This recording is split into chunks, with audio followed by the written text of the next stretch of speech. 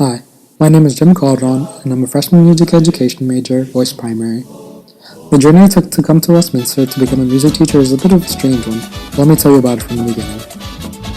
I was born in Manhattan, New York, but moved early to a small town in New Jersey known as Bergenfield. The first people to influence me with music were my family, but I didn't realize it until recently. My parents always played the same music when we were in the car, at home, and at relatives' houses, which was merengue and bachata. These are two popular genres of music in the Dominican Republic, and every summer I would go there to spend time with my family, which also played the same music day in and day out.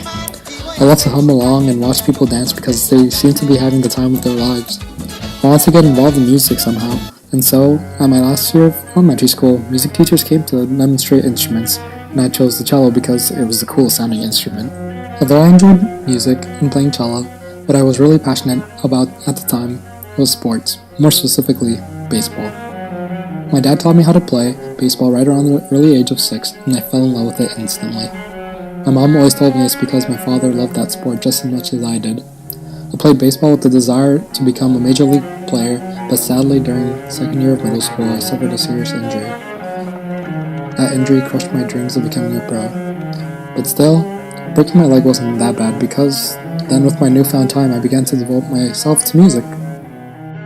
In the beginning of middle school, I had only been musically involved in the orchestra, but I had soon wanted to become a better musician.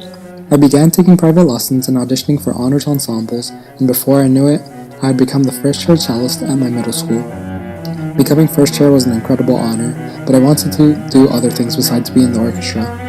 For my last year of middle school, I thought to myself, hey, why not just do them all? And so I joined the choir, learned how to play alto saxophone for band, and I also learned how to play bass for the jazz band. I was incredibly happy that I was fully immersed in the great music department I had back home. Seeing and enjoying all these ensembles of music, I decided that I would want to pursue a career in music. But sadly, before going on to high school, my guidance counselors and music teachers told me that I would have to pick one and focus. And my decision was saxophone. I chose saxophone because I enjoyed the sound that bands produced, and I also loved marching band because in my school, that's what it is famously known for. Marching and creating music with 200 people in the field was just an incredible experience on its own. Most importantly, I gained great friends and even best friends.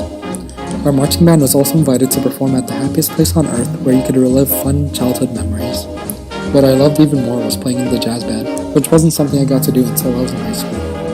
It was a completely different atmosphere, music making felt more free and expressive, and to me, it was my favorite.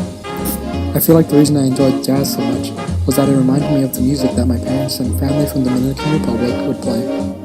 After a lot of practicing, motivation from my strict but loving teacher, as well as some private lessons, I had eventually become first chair for our honors roll ensemble and section leader for our marching band. Originally, I had joined choir again to have some singing skills before going into college, but in my first year of choir in high school, I had auditioned for every honors ensemble imaginable. I had gotten into the honors vocal ensemble at school, county choir, North Region choir, and all-state choir.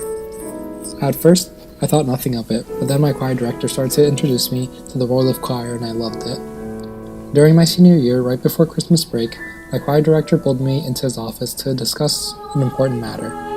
He asked me what I had planned to do in the future, and I proudly told him that I wanted to do saxophone performance in college.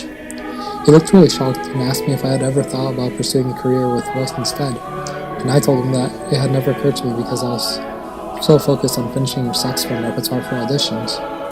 He told me that if I ever want to pursue a career with voice, that this is the last chance, and so he gave me one day to make a decision.